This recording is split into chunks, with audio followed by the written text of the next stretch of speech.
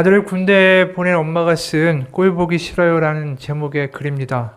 아들을 훈련소 보내고 나니까 아침이면 노상 그 부대 지역의 일기를 체크합니다. 여기보다 너무나도 춥고 총구석에 있으면서도 뭔 놈의 미세먼지는 맨날 나쁨 아니면 매우 나쁨인지 참 그렇습니다.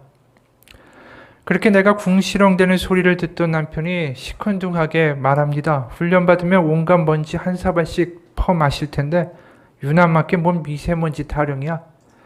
그리고 남자애들은 먼지 퍼먹고 뒹굴어야 건강해진다면서 특히 요즘 애들은 콘크리트에서 자라 면역력이 약하니까 군대에서 흙먼지 한 가마니는 먹고 나와야 사랑구실 한답니다. 그러면서 자기 어릴 때는 동네 애들끼리 흙도 퍼먹고 그랬다며 뭔 6.25 때 같은 소리를 합니다. 딱히 틀린 말은 아니지만 그걸 위로라고 풀어놓는데 어이가 없어서 오늘 저녁엔 밥 대신 그 향수 어린 흙 한 사발이나 퍼먹일까 하고 음흉한 생각도 해봅니다. 내 아들을 까는 남의 아들이 보기 싫어서 여기다 고자질합니다. 사랑하는 아들을 군대에 보내놓고 걱정이 많은데 다 남자들은 고생해 봐야 된다라는 이 남편의 말이 참 꼴보기가 싫었던 거죠. 이건 어떻게 보면 부부끼리의 귀여운 모습이기도 합니다. 하지만 세상을 살다 보면 우리가 정말로 꼴보기 싫은 사람들을 꼭 만나고 말죠. 실제로 어떤 사람이 이런 일이 있었대요. 좋은 기업에서 과장직을 임하고 있는 그는 평소 밝고 활기찬 사람이었습니다. 동료들에게도 먼저 밝게 인사를 건네고 10년이 넘게 다닌 회사에서도 즐겁게 하루를 보낼 수 있을 정도로 긍정적인 마인드로 잘 지내왔고 스스로도 참 긍정적인 사람이라고 그렇게 믿어왔습니다. 그런데 최근 들어온 경력직 대리와 일하면서부터 언제 즐거웠는지 모르게 회사 생활이 불편해졌다라고 합니다. 입사한 대리는 대학교 선배로 이전부터 친하게 지내던 사이였지만 같이 일하기 시작하면서 몰랐던 단점들이 보이기 시작하고 이런 것들이 쌓이고 쌓이자 미워하는 마음까지 생기기 시작했다라고 말합니다. 정말 싫어요. 말투도 보기가 싫고 일은 못하면서 고집만 세요. 타인에게 의존하고 윗사람 눈치만 보고 앞에서는 잘하는 척하지만 뒤에서는 동료들이랑 뒷담화나 하고 가식적이에요. 그러면서 혼자서 세상 예의 다 지키는 듯한 꼴은 정말 가증스러워요. 나름 회사 생활을 잘 해왔다고 생각했는데 한 사람 때문에 불편해진 상황, 스트레스 때문에 잘 웃지도 않게 되고 그러다 보니까 다른 일들도 꼬여간다라고 그는 말합니다. 상대방은 나에 대해 함부로 대하기만 하는데 자기만 신경 쓰고 혼자서 속으로 불평불만이 터지고 너무 스스로 봐도 자신의 생활이 당황스럽고 답답하다라고 그는 말합니다. 이 글을 보면서 공감이 가죠. 사회생활 하다 보면 이렇게 꼴보기 싫은 사람들을 만날 수밖에 없어요. 그래서 대부분의 사람들이 되게 이런 상황에 처하면 세 가지의 방법을 취한다고 하죠. 첫 번째로는 미워하는 사람의 눈을 마주치지 않는다. 둘째, 미워하는 사람에게는 절대 웃어지지 않는다. 셋째, 미워하는 사람과는 말을 섞지도 않고 칭찬하지도 않는다. 여러분, 우리가 예수님을 믿지만 우리에게도 이런 경험이 있으십니까? 누군가가 꼴보기가 싫어서 눈도 안 마주치고 웃어주지도 않고 말도 섞지 않았던 경험들 말입니다. 우리가 이렇게 꼴보기 싫은 사람들에 대한 이야기를 제가 길게 하는 이유는 바로 오늘 본문이 어떻게 보면 꼴보기 싫은 사람들을 이야기하고 있는 것이기 때문입니다. 먼저 오늘 본문인 민수기 17장 읽기 전에 그 앞에 얼마나 많은 꼴보기 싫은 짓들을 이스라엘 백성들이 했는가 우리는 보게 되죠. 출애굽을 하게 되고 이스라엘 민족은 시내산에 도착합니다. 약 2개월 만에 시내산에 도착하죠. 그리고 1년을 거기에 머물고 거기서 율법을 받고 성막을 완공하게 됩니다. 그리고 모든 게 다 완비되자 이제 호기롭게 하나님의 지시대로 이 12지파가 성막과 증거궤를 이제 짊어매고 시내산을 떠나서 광야로 행진해 나가기 시작하죠. 시작은 굉장히 호기롭고 희망찬 진군이었습니다. 하지만 얼마 지나지 않아서 이들에게 불평과 원망이 쏟아져 나옵니다. 민수기 11장 1절이요. 여호와께서 들으시기에 백성이 악한 말로 원망하매 여호와께서 들으시고 진노하사 여호와의 불을 그들 중에 붙여서 진영 끝을 사르게 하시매. 뭔가의 경고가 있었죠. 이들이 불평 원망을 할 때. 그런데 이들의 불평과 원망은 끝나지 않습니다. 바로 11장 5절 6절 바로 연이어 터지는 거예요. 우리가 애굽에 있을 때에는 값없이 생선과 오이와 참외와 부추와 파와 마늘들을 먹은 것이 생각나거늘 이제는 우리의 기력이 다하여 이 만나 외에는 보이는 것이 아무것도 없도다 하니. 계속해서 불평을 하다가 드디어 우리가 익히 알고 있는 민수기 14장에 12정탐꾼의 사건이 터지게 되죠. 이게 민수기의 최악의 사건이었어요. 우리가 아는 대로 자신들이 향하던 가나안에는 이미 커다란 거인들이 점령하고 있기 때문에 거기에 가서 도전한다라는 것은 계란으로 바위를 치는 꼴이다. 이런 절망적인 보고를 10명의 정탐꾼이 쏟아내죠. 그러자 그걸 들은 백성들의 반응이 민수기 14장 1절에서 4절입니다. 온 회중이 소리를 높여 부르짖으며 백성이 밤새도록 통곡하였더라.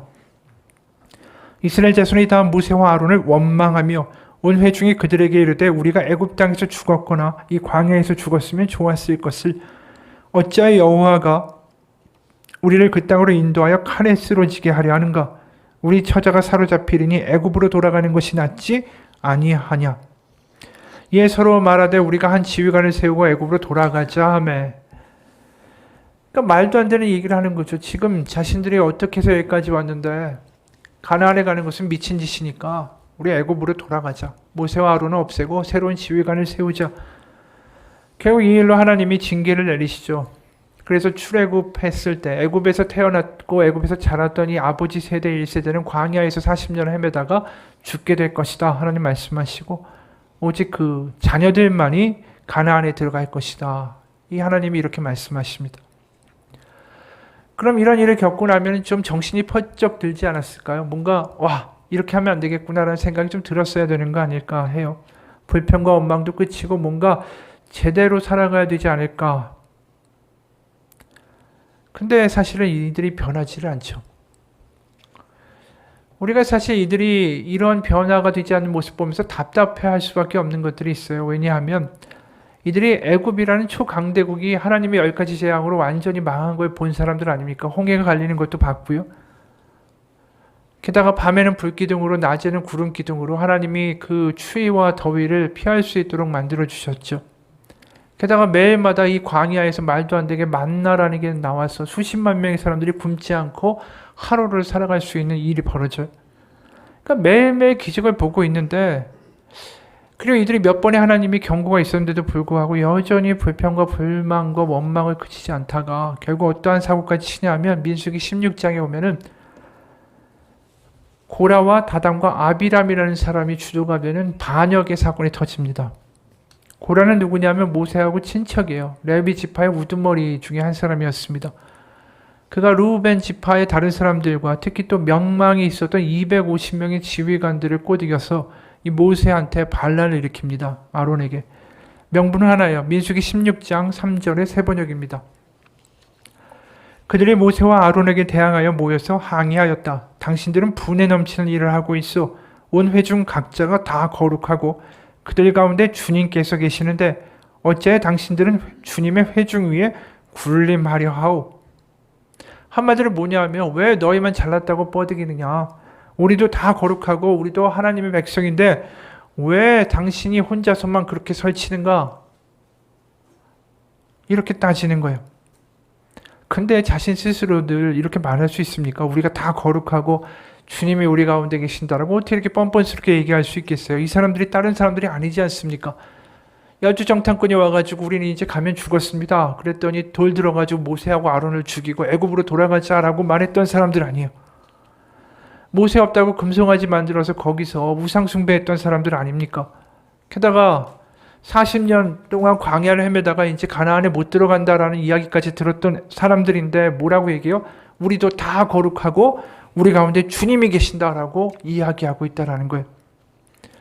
아니 웬간히 보기 싫으면 모르겠는데 이거 너무 가증스러운 거 아니냐라는 거죠. 뻔뻔하기도 이게 도가 있어야지 이게 지나친 거 아닌가라는 생각이 들어요. 물론 이들이 이렇게 가증스럽게 자신들이 거룩하다라고 뻔뻔스럽게 이야기한 계기가 있긴 해요. 민수기 15장 37절에서 41절을 보면 갑자기 민수기 이야기가 가다가 율법이 갑자기 하나가 탁 튀어나옵니다. 하나님의 명령이 튀어나오죠. 세 번역으로 37절에서 41절입니다. 주님께서 모세에게 말씀하셨다. 너는 이스라엘 자손에게 말하여라. 그들에게 일러라. 너희는 대대손손 옷자락 끝에 술을 만들어야 하고 그 옷자락 술에는 청색끈을 달아야 한다. 너는 이 술을 볼 수 있게 달도록 하여라. 그래야만 너희는 주의 모든 명령을 기억하고 그것들을 실천할 것이다. 그래야만 너희는 마음 내키는 대로 따라가거나 너희 눈에 좋은 대로 따라가지 아니할 것이고 스스로 세욕에 빠지는 일이 없을 것이다. 그리고 너희가 나의 모든 명령을 기억하고 실천할 것이며 너희 하나님 앞에 거룩하게 될 것이다. 나는 주 너희 하나님이다. 너희 하나님이 되려고 너희를 이집트 땅에서 이끌어내었다. 내가 주 너희 하나님이다. 그러니까 하나님이 그 각자 각 사람들 백성들에게 옷에 이 구탱이에다가 이 술을 이렇게 실처럼 매달아 다는데 거기에 청색 실을 넣어가지고 같이 청색으로 옷을 달라고 하신 거예요. 그 의도는 뭐냐면 너희들이 자꾸만 원망하고 불평하니까 뭔가 이걸 보면서 내가 하나님의 백성이라는 것을 기억하라는 하나님의 의도였죠. 그런데 이걸 받아들인 사람들은 어떻게 받아들였냐면 오해를 한 거예요. 어떻게 오해했냐면 이 청색이라는 색깔에 완전히 마음이 확 꼽이 어떻게 보면 박힌 거죠. 왜냐하면 청색이라는 색깔 자체가 이 하나님의 색깔이었기 때문이에요. 성막과 관련이 있었기 때문입니다. 성막이라는 것이 하나님의 임재가 있는 곳이고 대제사장 외에는 아무도 들어갈 수가 없는 것이죠. 제사장 외에는. 함부로 들어갔다가는 다 죽게 되는 게 성막 아닙니까? 그런데 그 성막이 광야에서 이동을 하잖아요. 그럼 이제 해체했다가 다시 세웠다가 해체했다가 다시 세웠다가 이렇게 하게 되죠. 근데 그걸 해체할 때 누가 해체해야 되냐면은 함부로 그걸 만지면 안 되니까 제사장들만이 직접 해체를 하고 그걸 포장을 해놓으면 레위인들이 도구를 가져와서 그 성물들을 지고 나르는 거예요. 그런데 그 성막의 성물들, 예를 들어서 떡상이나 등잔대나 언약궤나 그 굉장히 하나님의 성물이라 함부로 만지면 죽는 그 성물들을 다 뭘로 포장했냐면 청색 보자기로 싼 거예요. 민수기 4장 세번역으로 5절부터 12절 몇 개의 구절을 보면 이렇습니다. 진을 이동할 때에는 아론과 그의 아들들이 이 제사장 가문이죠. 안으로 들어가서 칸막이 휘장을 걷어내려 그것으로 증거궤를 덮고 그 위에다가 돌고래 가죽 덮개를 덮고 또 그 위에다가는 순청색 보자기를 덮은 다음에 채를 꿰다. 7절 다음에는 늘 차려놓는 상 위에다가 청색 보자기를 펴고 그 위에다가 대접들과 종지들과 부어드리는 제물을 담는 병과 잔들을 놓고 늘 차려놓는 빵도 그 위에 놓는다. 9절 그런 다음에는 청색 보자기를 가져다가 불 켜는 등잔대와 등잔과 부짓개와 불똥 접시와 그것들과 함께 쓰는 모든 기름 그릇을 싸고 11, 12절이에요. 다음에는 금제단 위에 청색 보자기를 깔고 그 위에 돌고래 가죽 덮개를 덮은 다음에 채를 꿰다. 성소 예식에 쓰는 그 밖의 모든 기구는 청색 보자기로 싸고 돌고래 가죽 덮개를 덮어 들것에 얹는다. 한마디로 이 성막의 모든 귀중한 것들을 쌌던 보자기의 색깔이 청색이었어요. 그러니까 이 사람들이 어떻게 생각한 거냐면 우리도 그렇게 거룩한 존재이기 때문에 하나님이 우리에게 청색을 달라고 하신 것이다. 그러니까 한마디로 이게 말도 안 되는 생각을 하게 된 거예요. 이 엉터리 아닙니까? 꼴보기도 싫은 어떻게 보면 가증스럽고 뻔뻔한 이 사람들이 자신들이 거룩하기 때문에 하나님이 우리에게 청색을 달라고 하신 것이다 라고 이야기하면서 모세에게 모반을 계획하게 된 거죠. 그러니까 기가 막힌 일이 벌어진 거예요. 주제 파악을 못하는 거죠. 근데 이 사람들을 원망하거나 가증스럽거나 이 꼴보기 싫다라고 말할 자격이 우리에게 있는가 생각해보면 우리도 참 비슷한 부분이 많죠. 하나님 살아계시다라고 알지만 여전히 우리 불평하고 원망하지 않습니까? 그러면서도 우리 하나님의 자녀라고 그렇게 살아가죠. 하나님 날 사랑하신다니까 내가 원하는 거 해달라고 이야기하고 또 그렇게 되지 않으면 불평하고 또 삐져있고 어떻게 보면 그러면서도 또 나와서 하나님 앞에 예배한다고 찬양하면서도 찬양의 고백의 가사는 입으로 읊조리지만 속으로는 딴 생각하고 있고 하나님이 보시기에는 참 가증스러운 면이 우리에게도 있죠. 하나님 사랑합니다라고 막 찬양하지만 속으로는 전혀 사랑하지 않습니다. 그리고 또 실망이나 좌절을 얼마나 쉽게 합니까? 12정탐꾼들이 그렇게 쉽게 좌절한 것처럼 그렇게 좌절하고 어떻게 보면 하나님이 우리를 보시면서 이 이스라엘 백성들 보시기에 답답하고 꼴보기 싫은 모습을 우리도 똑같이 하고 있는 것은 아닌가 생각이 들어요. 그럼 이런 이스라엘 백성을 도대체 하나님 어떻게 하셔야 될까라는 거죠. 너무나도 엉망이니까. 우리도 마찬가지니까. 우리도 자식을 키우다 보면 자식이 꼴 보기 싫을 때가 있지 않습니까? 하나님은 도대체 어떠실까라는 생각이 들어요. 어느 부모가 올린 글이에요. 중1 때 술, 담배 학교에서 연락 와서 알게 되었다. 처음에는 호기심이라고 생각하고 잘 타이르고 경고 정도로 끝냈는데 얼마 지나지 않아서 배우고 싶은 게 있다고 학원을 보내달라고 그래서 학원을 보냈다. 1년간 보냈더니 알고 보니까 학원 끝나는 시간마다가 진탕 놀다가 학원 앞에서 기다리는 척만 한 거였다. 알고 보니까 남자친구랑 공원 노래방 사진 찍고 난리도 아니었고 남편이 그 배신감 때문에 너무 화나서 밀대로 딸아이 엉덩이를 10대 정도를 때렸다.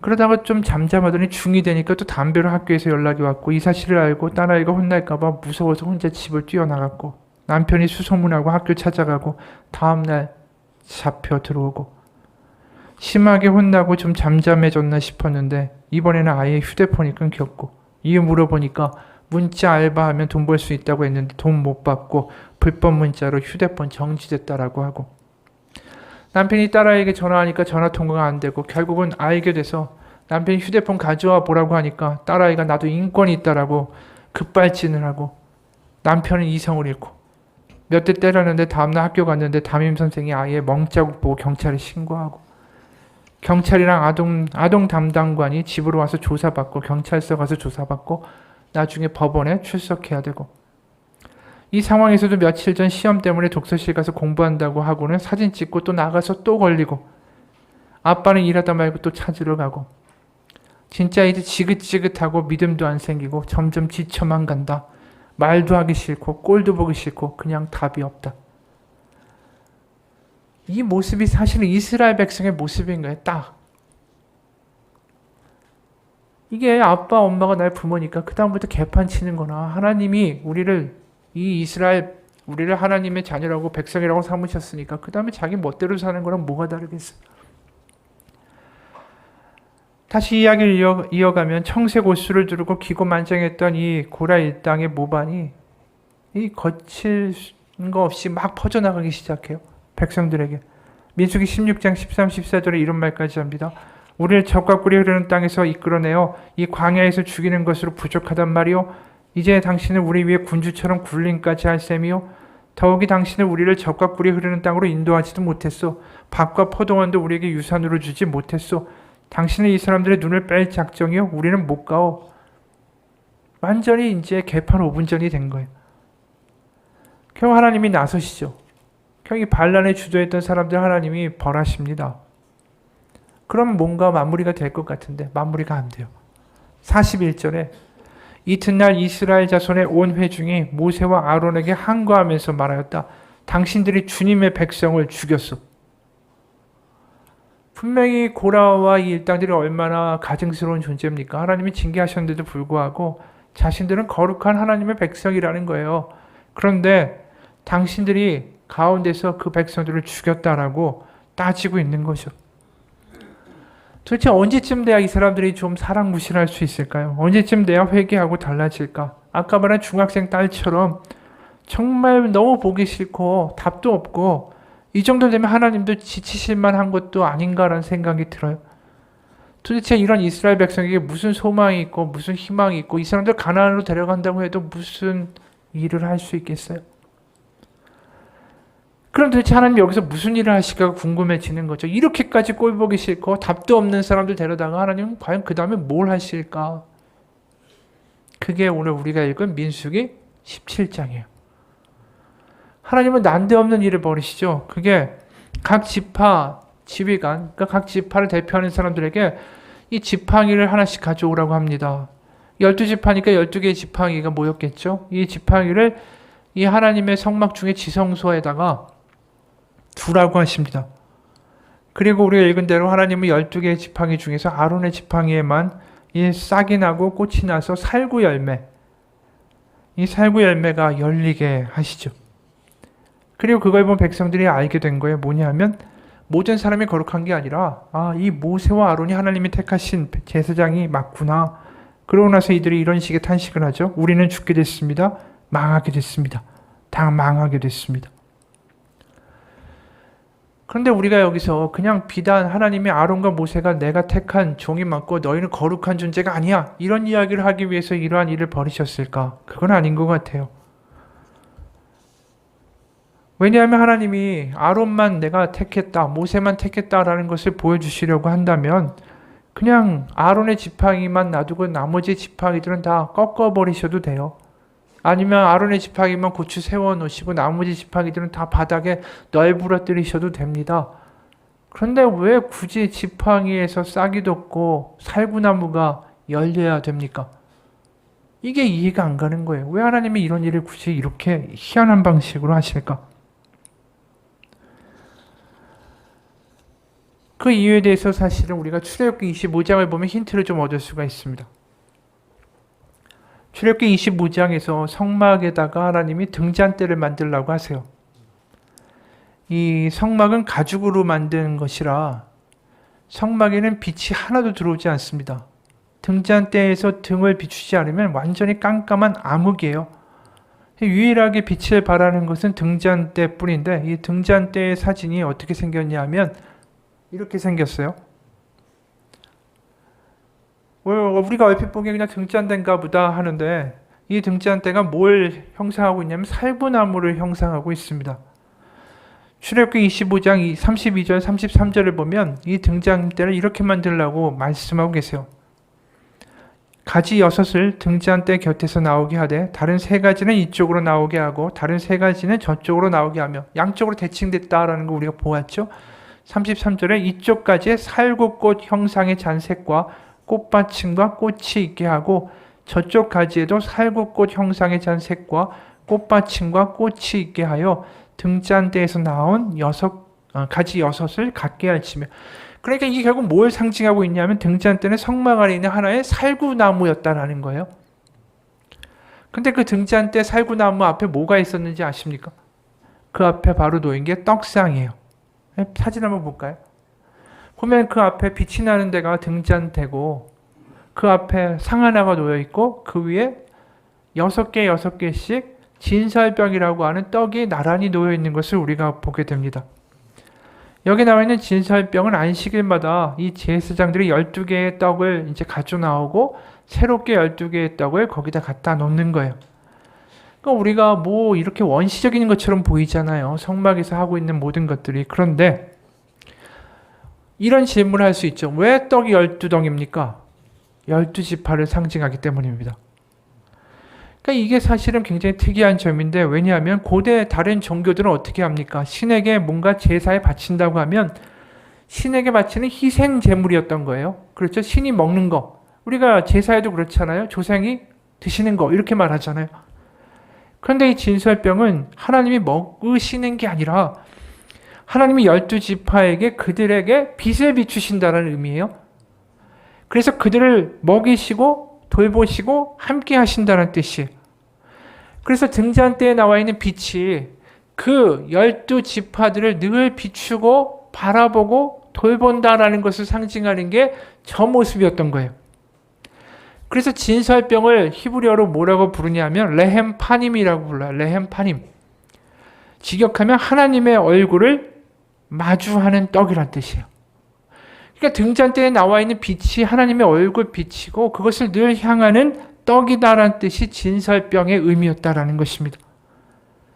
그래서 그걸 다시 요약하면 살구나무에서 비추는 하나님의 얼굴빛을 대하는 하나님의 임재 안에 살아가는 12지파, 이게 지금 등잔대와 떡상의 관계였다라는 거죠. 그럼 다시 원래 이야기로 좀 들어가 보겠습니다. 우리가 아론의 지팡이가 살구나무처럼 된 거죠. 그럼 이 살구나무가 뭐에 빛을 비춰주고 있냐 하면 다른 지팡이들 있죠. 지팡이가 여기서 우리가 지팡이라는 단어의 히브리어를 보게 되면 이게 지파라는 단어하고 똑같아요. 이 단어는 지팡이로도 쓰고 지파라는 단어로도 쓴다는 거예요. 결국 뭐냐면 아론의 지팡이가 살구나무가 돼서 나머지 지파들에게 빛을 비춰주고 있는 이 성막 등잔대와 떡상의 관계를 재현하고 있다는 거예요. 이야기가 좀 어려울 수 있지만 다시 말해서 성막에서의 등잔대가 빛을 비추고 떡상의 그 진설병들이 빛을 받는 것과 아론의 지팡이에 살구나무가 나서 살구 열매가 열리고 그게 살구 열매가 되는 순간 이게 등잔대처럼 관계가 되고 그 나머지 10개의 그 11개에 놓여있던 그 지팡이들이 그 떡상에 있는 진설병처럼 지파들을 대신하여 하나님의 그 살구나무 가지 앞에 서게 된다라는 거죠. 그러니까 지팡이는 등잔대가 되는 거고 나머지 지팡이들은 떡상에 놓인 진설병과 같은 관계를 만들어버린 거예요. 지금 하나님이. 왜 그러셨을까? 한마디로 이 엉망이고 가증스럽고 꼴보기도 싫은 이런 작자들을 하나님은 여전히 돌보겠다라고 하신 거예요. 내가 저 가증스러운 자들에게 얼굴을 돌려버리는 게 아니라 외면하는 게 아니라 내가 여전히 그들에게 내 얼굴빛을 비추기를 원한다라는 것을 보여주신 거예요. 그것도 아론, 이 대제사장 가문을 통해서 난 여전히 이 백성들에게 나의 얼굴빛을 비추어 줄 것이다. 사실 이게 은혜인 거죠.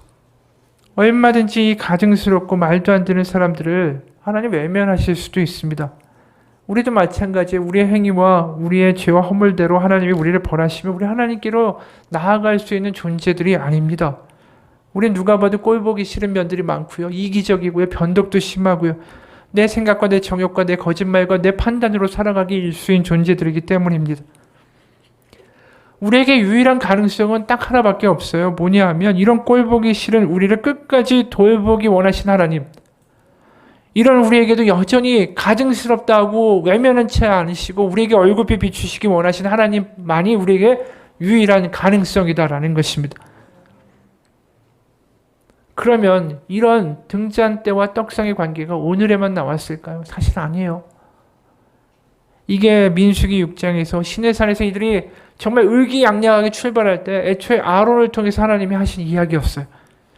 민수기 6장 23절에서 26절입니다.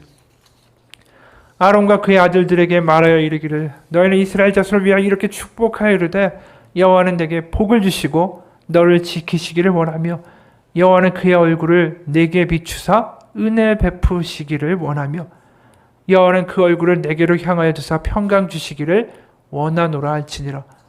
이걸 누굴 통해서 선포되고 있습니까? 아론을 통해서 선포되고 있는 거죠. 바로 아론의 살구 열매가 열린 지팡이가 다른 나머지 지파들을 비추어 주고 있는 것처럼 아론을 통해서 하나님은 축복하라고 하세요. 하나님은 너희들이 얼마나 꼴보기 싫은 짓을 하여도 나는 너희에게 얼굴 비추기를 원하며 여호와는 그 얼굴을 내게로 향하여 두사 평강 주시기를 원하신다라는 것. 하나님의 민수기에서 6장에서 이 축복을 하셨을 때 이 백성들이 장차 얼마나 과거에 얼마나 엉망이었고 또 앞으로도 계속 엉망이라는 사실을 그래서 개판을 칠 거라는 거 하나님이 모르셨을까요? 아셨어요. 아시고도 출발할 때 하나님이 이런 축복을 주셨어요. 난 무슨 일이 있어도 너희를 향한 얼굴빛을 거두지 않을 것이다. 그리고 그 약속대로 오늘 민수기 17장에서 그대로 다시 한번 하고 계신 거예요. 오늘 민수기는 계속해서 우리 가운데 이야기합니다. 우리가 얼마나 모자르고 엉망이고 때로는 가증스러울지라도 우리의 부모도 우리를 버릴 수 있을지라도 하나님은 여전히 나에게 그리고 너에게 얼굴빛 비추기를 원하신다라는 사실. 그게 하나님의 사랑이었어요. 이게 예수님이 잡히시던 밤에 가증스럽고 뻔뻔한 제자들의 발을 닦아주신 사건하고 뭐가 다르겠어요? 조금만 있으면 나 예수란 작자 모릅니다. 그리고 예수님 버리고 다 도망갈 제자들의 발을 가룟 유다의 발까지 잡히시던 그날 밤에 성찬식 자리에서 일일이 다 닦아주셨어요. 그들을 끝까지 사랑하셨죠. 그 모습이 오늘 우리가 읽은 민수기 17장의 모습에도 그대로 나와 있는 겁니다. 우리가 출애굽기부터 민수기까지 쭉 읽다 보면 하나님의 끊임없는 인내와 사랑과 오래 참으심이 절절하다는 것을 알게 돼요. 이미 이야기한 대로 애굽에서 10가지 재앙을 보고 홍해가 갈리는 기적을 보고 매일 만나를 먹으면서도 출애굽하자마자 이들이 얼마나 불평하고 원망했는지 모릅니다. 민수기에만 불평이 나와 있는 게 아니에요. 출애굽기에도 얼마나 많은 불평들이 나와 있는지 모릅니다.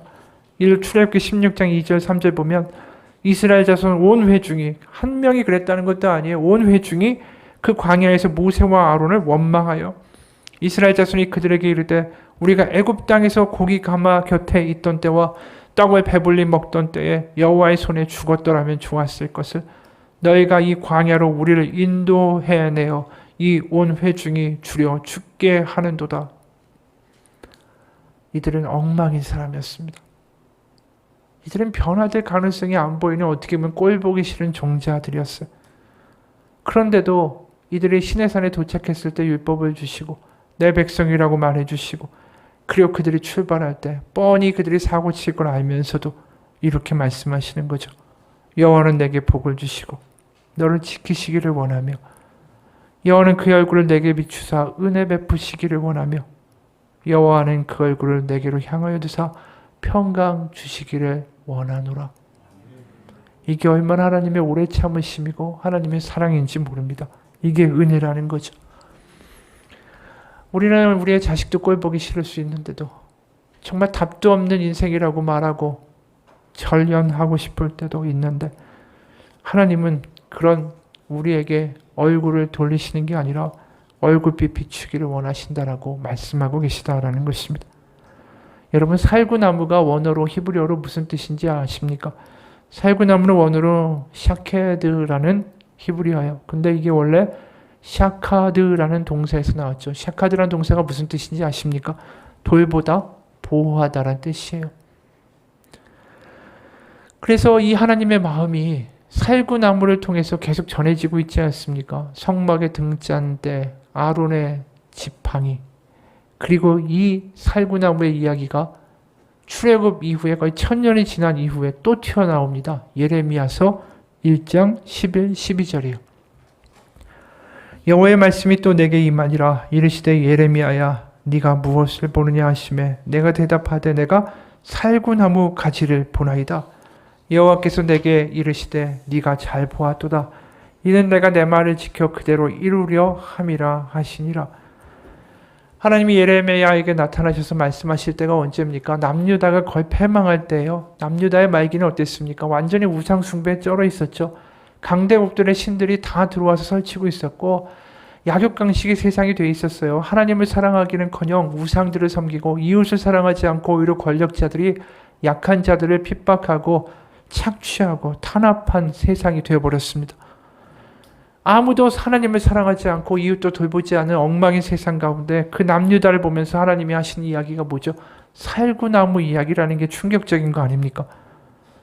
거의 1000년이 지났어요. 출애굽한 이후에. 그 시간 동안 얼마나 엉망이었습니까? 그 정도면 하나님 포기하실 만도 된 거 아닙니까?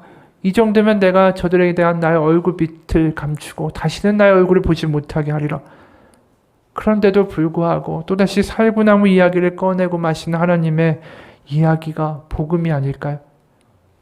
그 살구나무를 통해서 내가 내 말을 그대로 이루리라.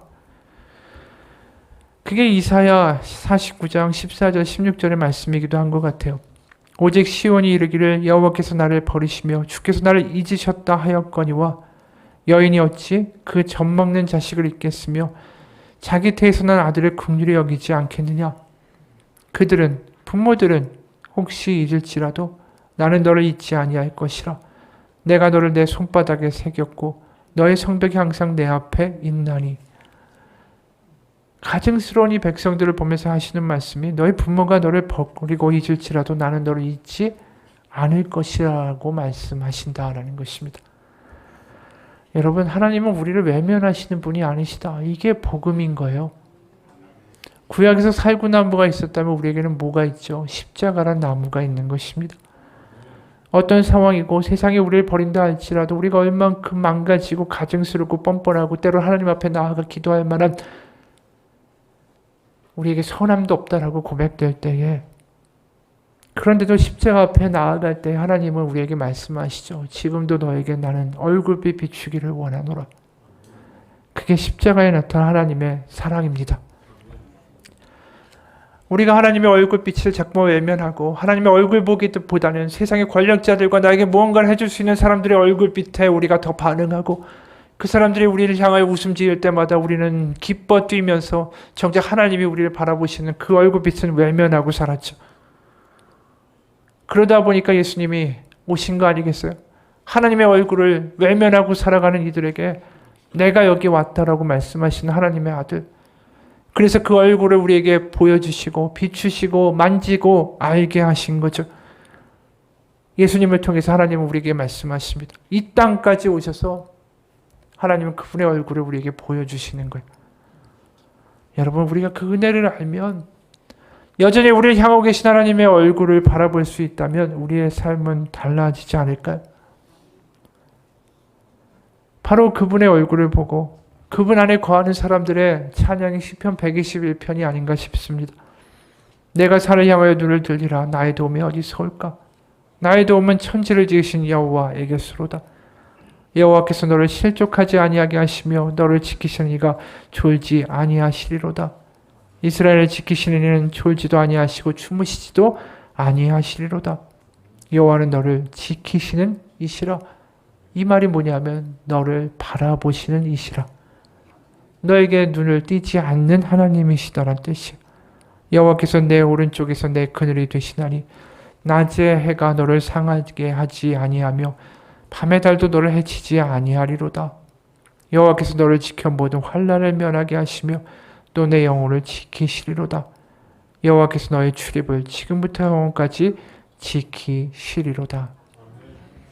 결국 지키신다라는 말, 돌보신다는 말, 보호하신다는 말, 이게 다 샤카드란 말이에요.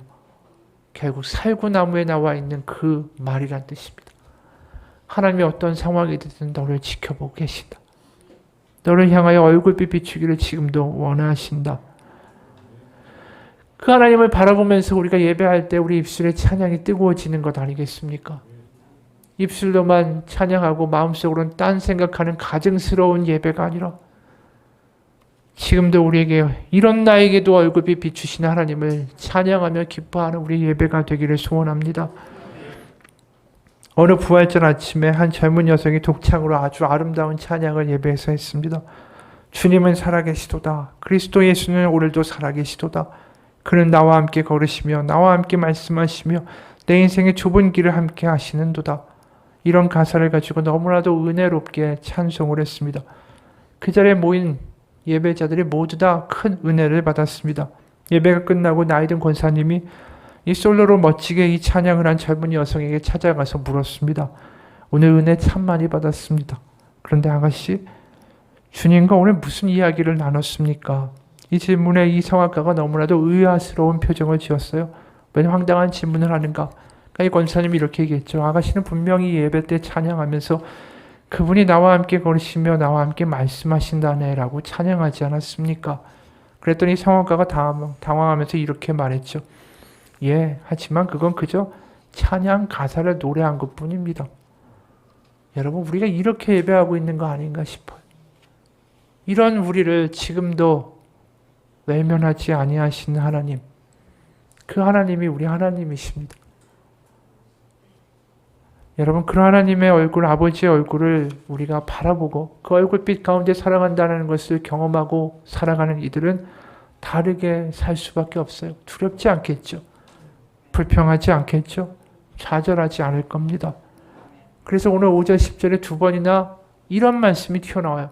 이게 왜 나올까라는 생각이 처음엔 들었는데 5절 내가 택한 자의 지팡이에는 싹이 나리니 이것으로 이스라엘 자손이 너에게 대하여 원망하는 말을 내 앞에서 그치게 하리라. 그리고 10절에 여호와께서 또 모세에게 이르시되 아론의 지팡이는 진고개 앞으로 도로 가져다가 거기 간직하여 반역한 자의 표징이 되게 하여 그들로 내게 대한 원망을 그치고 죽지 않게 할지니라. 왜 불평에 대한 이야기를 하실까? 살구나무에 나타난 하나님의 은혜를 알게 되면 불평할 수가 없죠. 얼마나 가증스러운 자기들인데 그런데도 여전히 얼굴빛 비추기 원하시는 하나님의 은혜를 알게 되면 더 이상 불평할 수 없고 낙담할 수 없기 때문입니다.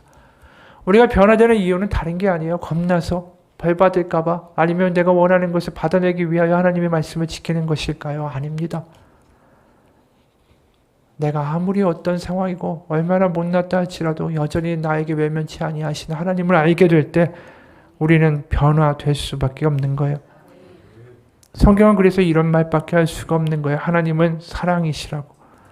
그 사랑을 누리고 기뻐하고 그 얼굴빛 가운데에 하나님의 얼굴을 바라보며 담대하게 살아가라고. 그렇게 살아가기 시작하면 우리가 꼴 보기 싫은 존재가 아니라 다시 하나님 보시기에 너무나도 좋구나라고 말씀하시는 하나님의 경탄의 대상이 될 것입니다. 그것이 나의 힘으로만 되는 건 물론 아니에요. 우리가 지쳐있을 때 다시 한번 하나님을 바라보라고. 하나님이 너를 지켜보신다라고 말씀해 주시는 게 누굽니까? 하나님의 영, 성령입니다. 로마서 8장 26절에서 이렇게 말씀하죠.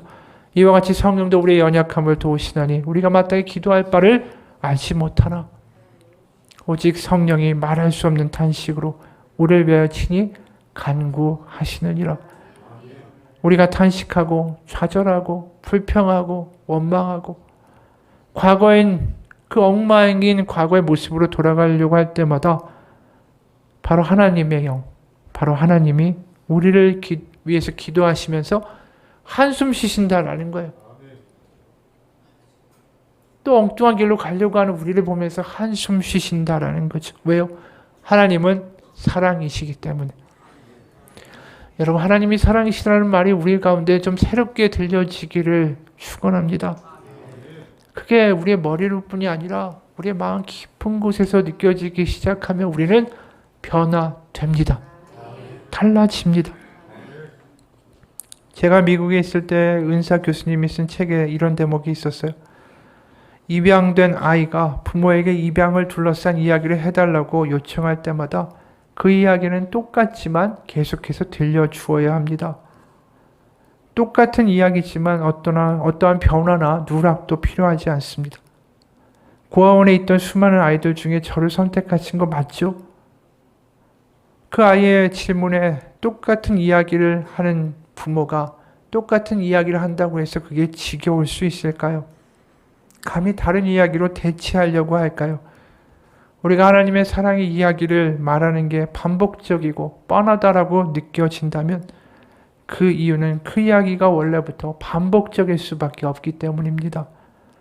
성찬도 매일 같은 방식으로 진행되고 좋아하는 멜로디나 사랑의 몸짓도 같은 방식으로 반복되고 매일 끊임없이 주어지는 하나님의 자비도 반복되어야만 하기 때문입니다. 그런 이야기들은 재미를 주지는 않습니다. 하지만 그것이 놀라운 일을 할 수 있는 힘이 있는 이야기입니다. 하나님은 사랑이십니다라는 이야기가 뻔한 이야기처럼 들리고 살고 남의 이야기가 또 하고 또 하고 또 하고 뭘 이렇게 반복하느냐라고 할 수 있지만 그렇게 반복되는 이야기를 하신 하나님이시기에 우리는 살아갈 힘을 얻는 거죠. 오늘 이민교회 목사님의 간증으로 마치겠습니다. 저도 다른 한국 남성들처럼 남자는 3번 운다는 가르침을 받고 자랐습니다. 이를 악물고 버티는 거 잘하는 일이라고 믿었습니다. 그런 생각을 하고 있는데 제 안에서 무언가 뜨겁고 강력한 것이 솟아올랐습니다. 11년 동안 꾹꾹 눌러놓았던 제 내면 속에 있던 아이가 고개를 들고 일어선 거죠. 순식간에 그 아이는 저를 제압했습니다.